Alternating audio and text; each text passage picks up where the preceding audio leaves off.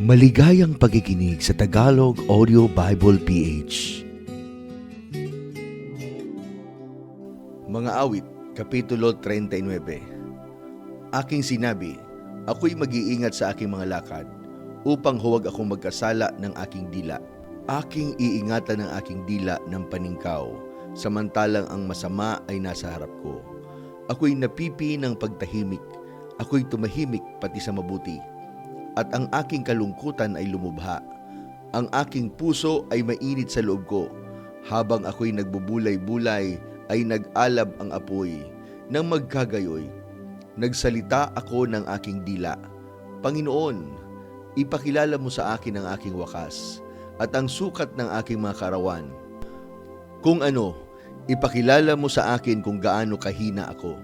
Narito, gaya ng mga dangkal, ginawa mo ang aking mga karawan.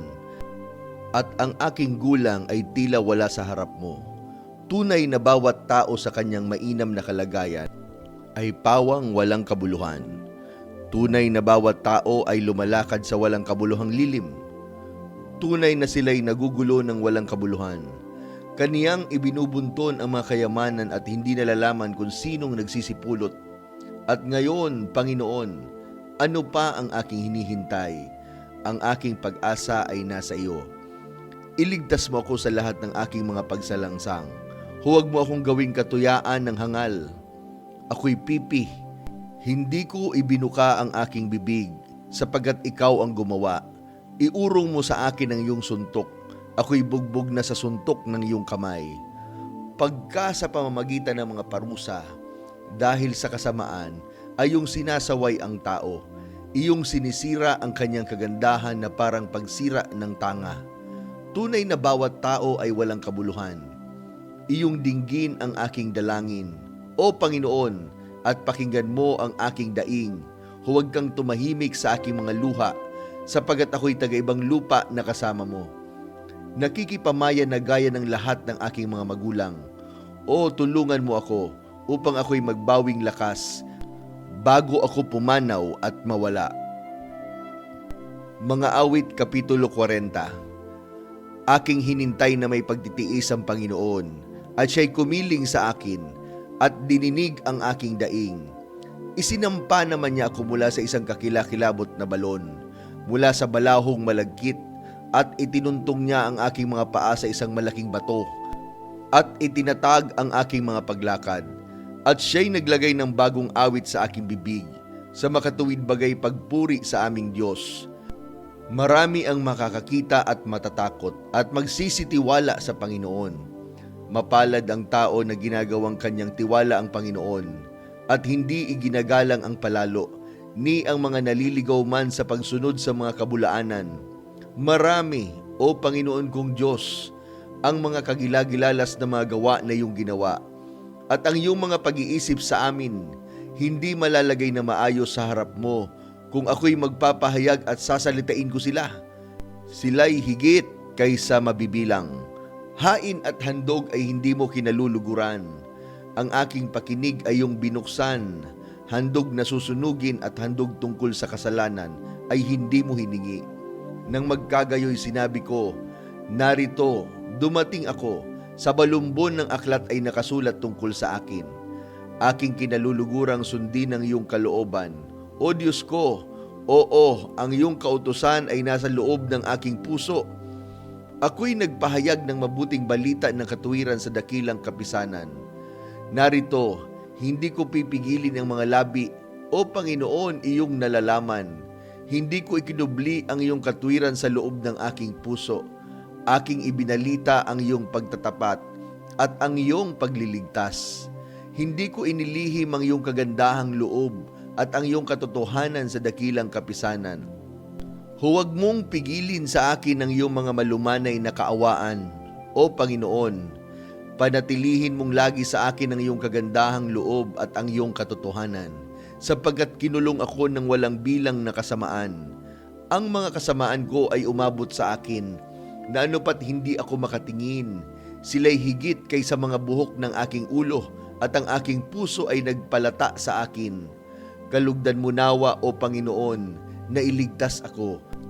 Ikaw ay magmadaling tulungan ako, Panginoon.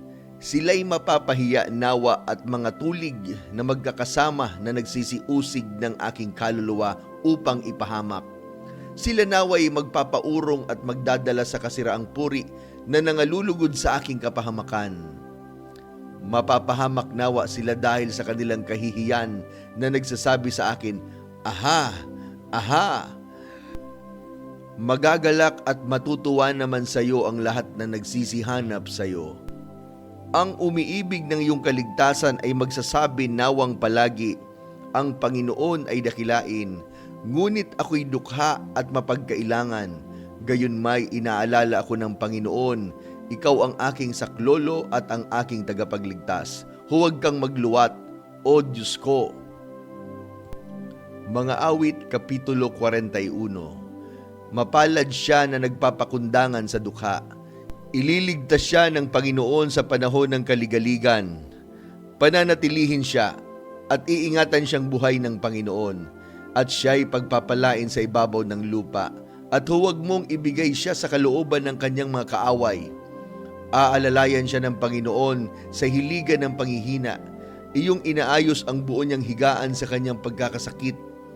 Aking sinabi, "O Panginoon, maawa ka sa akin. Pagalingin mo ang aking kaluluwa, sapagat ako'y nagkasala laban sa iyo."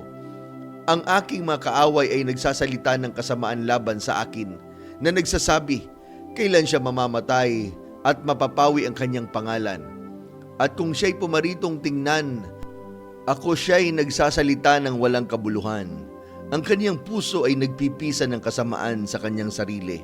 Pagka siya'y lumabas, isinasaysay niya, "Yaong lahat ng nagtatanim sa akin ay nagbubulong-bulungan laban sa akin. Laban sa akin ay nagsisikatha ng panghamak." Isang masamang sakit, wika nila, ay kumapit na madali sa kanya, at ngayon siya'y nahihiga at hindi na babangon pa. Oo, ang aking kasama-samang kaibigan na aking tiniwalaan, na kumain ng aking tinapay, nagtaas ng kanyang sakong laban sa akin. Ngunit ikaw, O Panginoon, maawa ka sa akin at ibangon mo ako upang aking magantihan sila.